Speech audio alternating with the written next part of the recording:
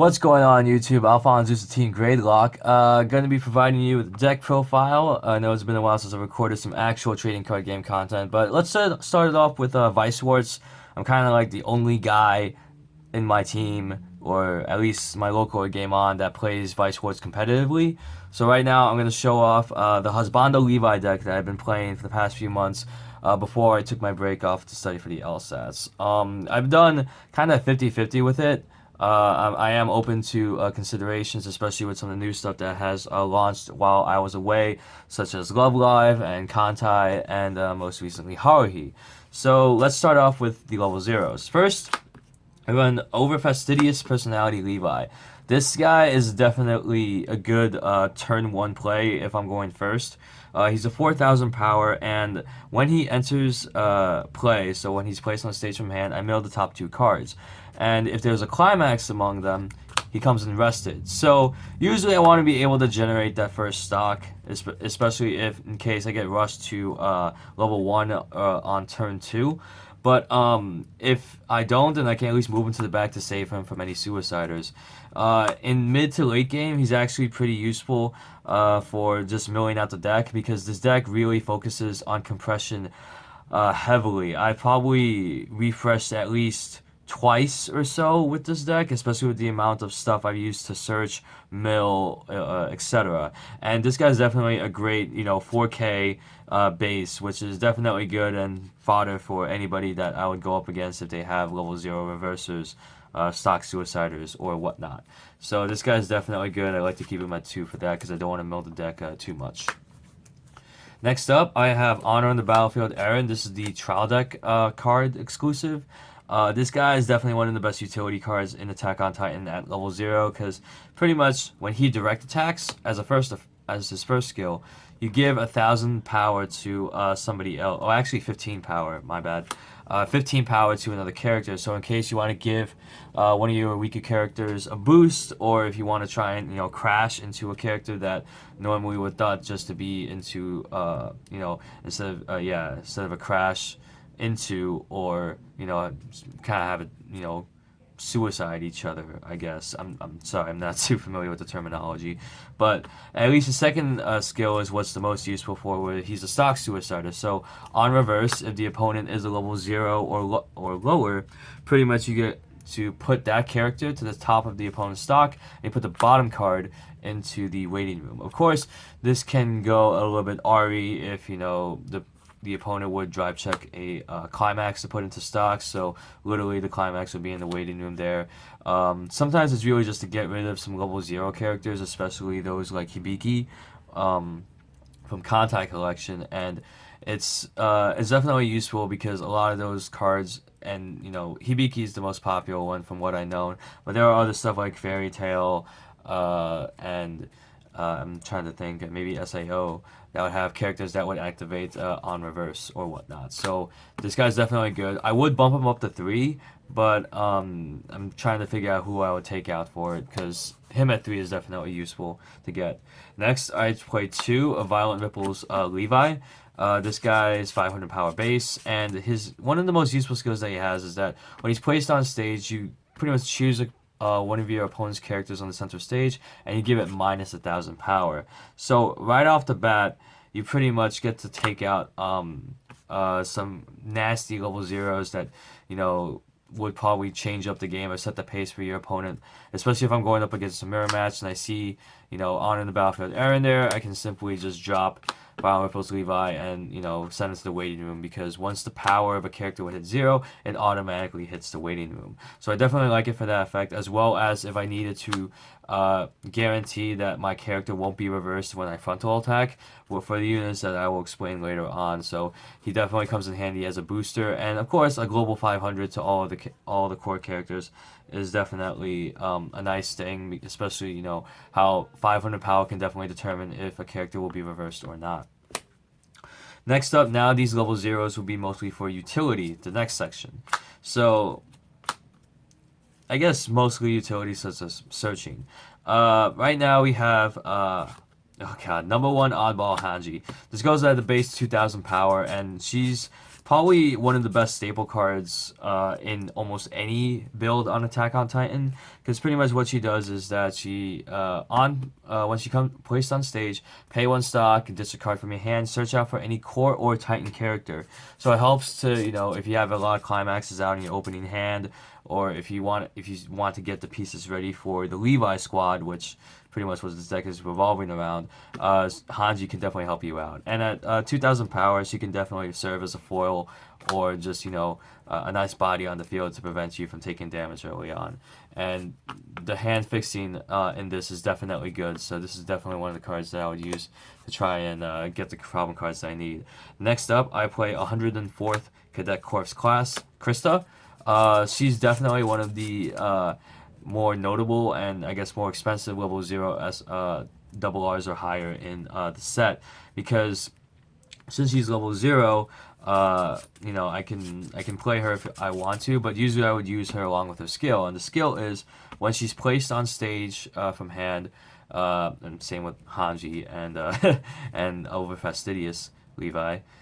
Pay 1 stock and clock myself 1. Then I can salvage any level 1 or lower character. The fact that I can salvage a character for pretty much just taking 1 damage and 1 stock is amazing, because especially if I lose out on my stock suicidas early on or in the battlefield Eren, or if I want to reuse some of the effects of the level 1s, I can definitely use Krista to salvage them out. And she definitely came in clutch for me, especially if I want to go to level 1. So if my opponent tries to play, the level 0 game with me and not let me hit that level while he or she manages to build up stock, Krista is definitely a good choice for salvaging any characters that I have, and even forcing myself to level 1 so I can start up my play and set the pace for the rest of the game. Then, next up, I run 2 Beyond the Walls Eren. This guy is the only plus brainstorm in the set. And pretty much what I do is, pay 1 stock, rest him, mill 4, and for every climax revealed, I get to search out for a core character and add it to my hand. So, and the wording on this is very particular too. So, say if I have,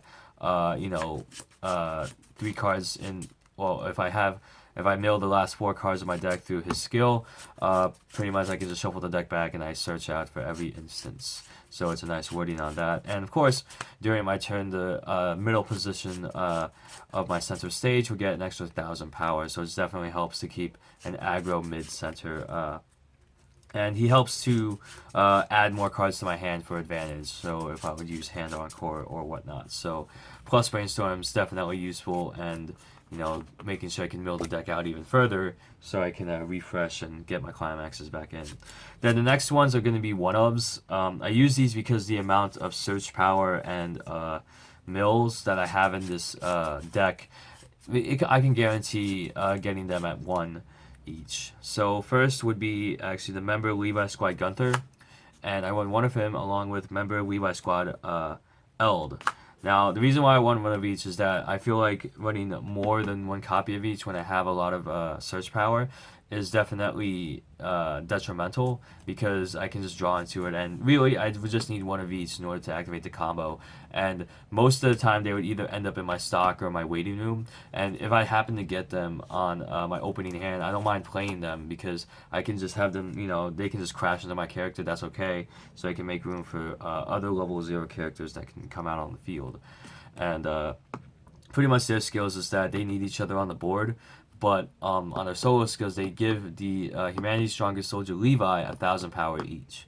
So pretty much what Eld is, if you have Gunther, he gives the global 500 to all other characters, all other core characters, and this guy gives +1 level. So it's kind of a risk when you go with this this pairing, because I would fall victim to anti-change in a way. But the thing is, if anything, I can serve as aggressive level 1 game, so that even if they side attack, they'll probably dealing with 0 to little damage to me, unless they have a 2 soul or a stock soul to try and mitigate that. So I run 1 of each of that. And then finally, the promo. I really like this at 1-2. It's the Chimi Krista. So what Chimi Krista is, I get to ditch a climax from my hand. I give a character plus 3,000 power for the end of the turn. So say if I have climaxes in my hand and I'm about to refresh, I can pretty much use Chimi Krista to ditch out the climaxes that I have in my hand to just give power so they can all shuffle in, and I can have greater chances to cancel. And I leave her at 1 for that, so I feel like she's definitely useful. Now to the main part of the game is the level 1 game, and I'll start out with the squad himself. So I run 3 of humanity's strongest soldier, Levi. This guy is the main boss card of this deck, and he helps secure the game from pretty much early to mid game. Right off the bat, if he's placed in the middle position of the stage, he gets an extra 2,000 power. So right off the bat, he's going to be a 7/5, and of course this can be a little bit restrictive, but his stock cost to have a 7/5 with barely no drawback is definitely a big threat on the board, and my opponent would definitely have to try and use quite a bit of resources in order even to match or even get over this power. Levi definitely has been a big win for me when focusing the deck around him, especially with the amount of mill and search power. I have no problem getting Levi to my hand, which is why I would run 3 of each to make room for the searchers. So even though I have the squad leader here, I would run 3 of the others. So I remember Levi squad Oro. Pretty much if humanity's strongest soldier Levi is on the field, he'll get an extra 2,000 power. And if there's another combo character, which would be, remember, Levi squad Krista. Yeah. Oh, Petra, my bad. Petra. Pretty much they combo with each other like Gunther and Eld. If Petra's on the board, he gives 1,500 to the middle character position on the center stage. So that's extremely good because, it's not just restricted to Levi. So if I have my other level 1s, if I have my other level 1 on the board, I can at least have an extra 15 power to that middle center position on the stage. And he would bump up to a 6k if humanity's strongest soldier Levi is on the field. But Petra, if Oro's on the field, she gives the middle position character hand encore, which can be pretty useful since a lot of times with this skill, pretty much you're dealing with a 9k center and 6s on the side, unless you have the Gunther and Eld combo, which means they'll bump up to 6/5. So having a turn 1 play like that where my characters would be 6/5 and my middle possession would actually be 11, I think, or 11/5 with the combo boost. So this definitely helps me secure the game. Of course, my opponent will probably take advantage of trying to take out one of the other.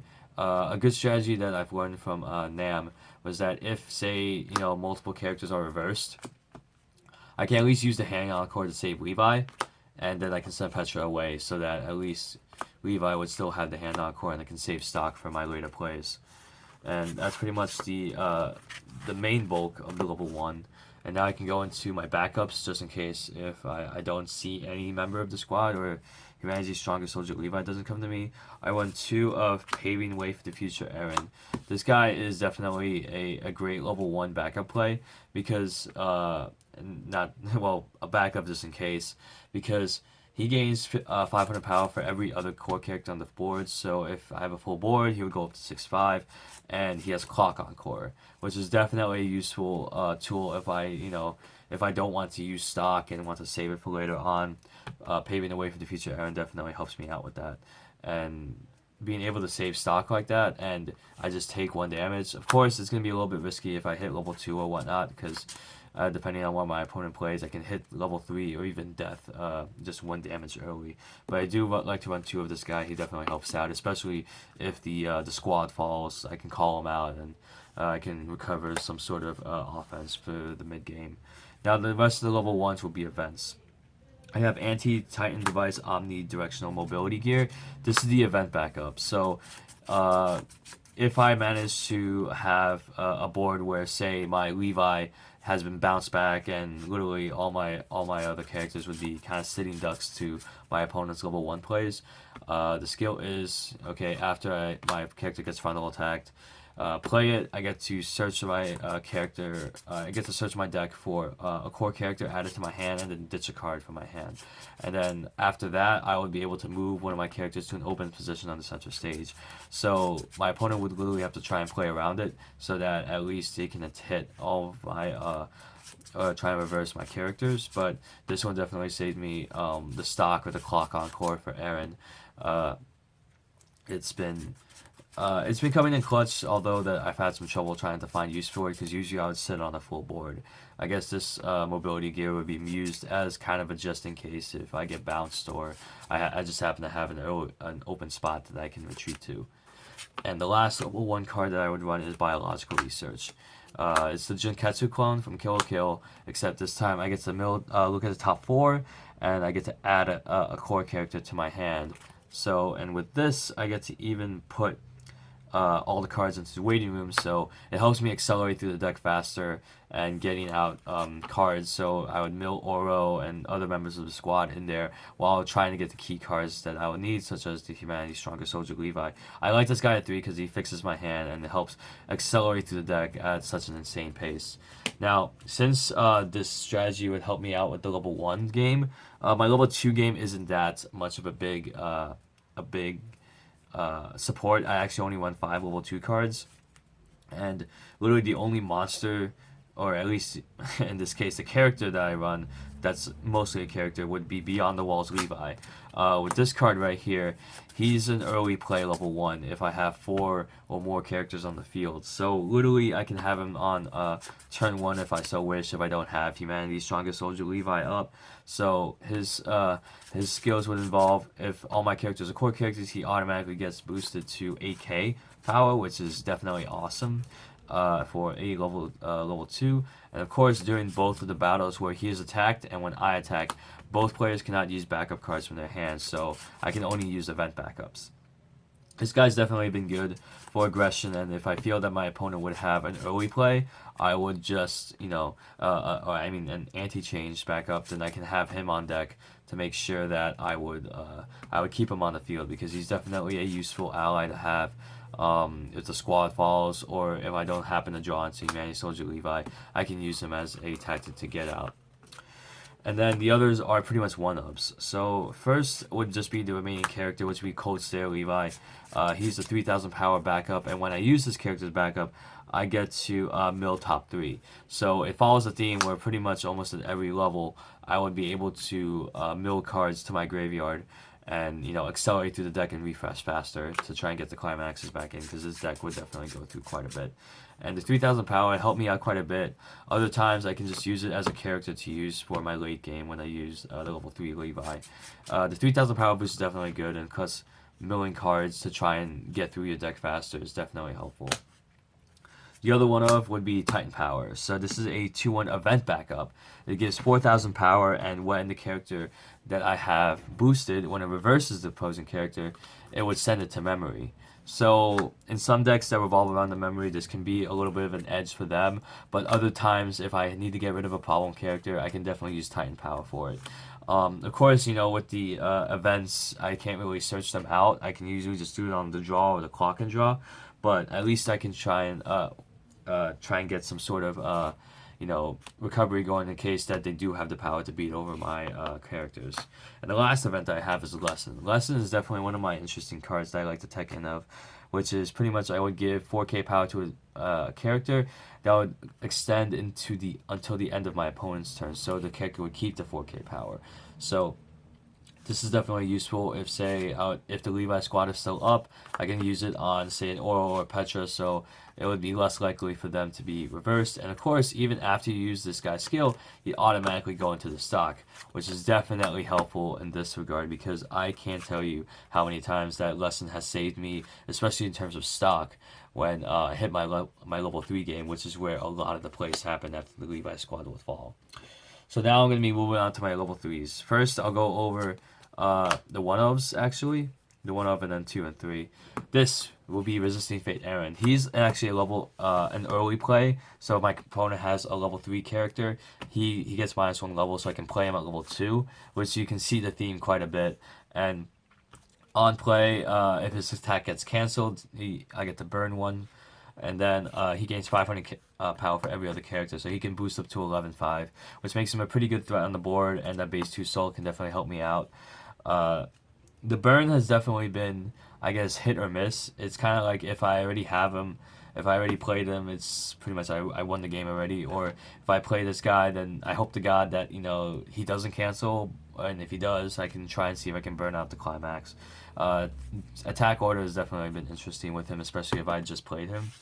I like him at 1 though, because at least, you know, I get to search him out with a number of cards, whether it's biological research, the brainstormer, even the anti-mobility Titan, the anti, oh my god, the maneuverability device for the level 1 event backup. So he's been useful in that regard, at least to have, you know, another option for level 3 as a finisher. Then I run 2 of Resisting Fate Armin. This guy I would actually use with the Climax combo for Resisting Fate Levi. His skill is when placed, I get to look at the top X cards of my deck, and then I choose 1 card from among them and add it to hand. The rest go into the waiting room. So it follows the theme again of 0, 1, and, well, you see, 0, 1, and 2, and somewhat 2, and 3, where I keep milling cards out. And this helps me accelerate through the deck faster and trying to get either the Climax combo for Levi or maybe a backup. It's definitely a good tool, although I do use him mostly as the clock and draw, so I can use the Climax combo to summon it out, so I save 2 stock off of that. Because they can definitely be a hamper if I would use the ultimate Levi play. And which, speaking of that, I'll go into my final level 3 or character in my deck outside of Climaxes will be Resisting Fate Levi. This guy has been my game ender to end all games. It's been a gamble, especially depending on the type of deck that I'm facing against. His skill is when he's placed, he would gain the restand ability. So at the end of the battle that this unit would reverse one of my reverse the character in front, I can pay 3 stock, kill off a character, and ditch a core card from my hand, restand him, and move him to an open area. So with this card, I can get in 4 attacks. And if I happen to have 2 on board, and I actually have enough stock to go through, so if I have 2 Levi's on the board and I have 2 stock left over, I can get in 5 attacks with this. And this can definitely help out the late game, especially, say, you know, if I have only 1 character Levi on the board, which means that the other 2 have to be direct attacks, which gives me 1 extra chance to cancel on a damage. And his Climax combo is, which can take place even after the turn I play him, is that while I'm placing the Climax, Wings of Freedom, I can I can ditch a card from my hand to summon a card from stock, from my clock. So I can pretty much kind of pseudo heal, except that I'll be calling it out to the board, which usually I would use them to call out Armin, so that Levi would get a plus 2k boost and untargetable too. Untargetable is definitely a good thing on Armin, Armin, and I would have him get the 2000 boost. I know I explained the on-play effect for Armin, but his 2000 untargetable boost on the people in front of him as well as himself definitely helps out in terms of trying to fight against Konkol's Compass, or say if the opponent would have bounce triggers, he can't target Armin or either of my other characters. So that's pretty much how the strong late game is. The strategy definitely helps out of trying to make sure that I can keep my early game momentum up to the point where my level 3s will probably just be icing on the cake, if anything. Now that I went through that, I can go through my Climaxes. I actually played 3 what we should focus on. I played this Climax because of the bounce feature, so in case I have characters that I'm facing up against that are either too powerful or I don't like their suicider abilities, I can use the bounce combo and kind of get them off the field. That's, of course, only if I drive check them, but either way, I can at least get an extra soul on top of that, and the 1k1 bonus is pretty nice to use. So I would run 3 of that for the bounce utility.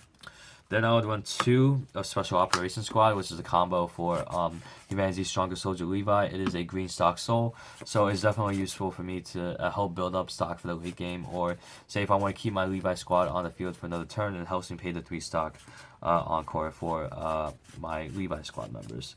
And finally, which is the main climax in the deck, 3 Wings of Freedom. Yeah, I still need to max rarity this deck out, so it's gonna take me a while. What I do like about this, it's a 1k1, and of course it's a gold bar, which means that if I drive check it, I can get this card to my hand and then blind stock one. I like the whole 1k1 stuff because it helps boost my character's powers up to hit numbers where they can either suicide or just completely beat over my opponents. And I do like how I can run 3 of these because I feel that running the playsets would be a little bit much. Because with the amount of search power that I have here has been anything but crazy in a way. I think the most times I ever refreshed in a game was 3 times. I'm not so sure about the 4th though. But this has been my Weiss Schwarz deck profile on the Levi Husbando.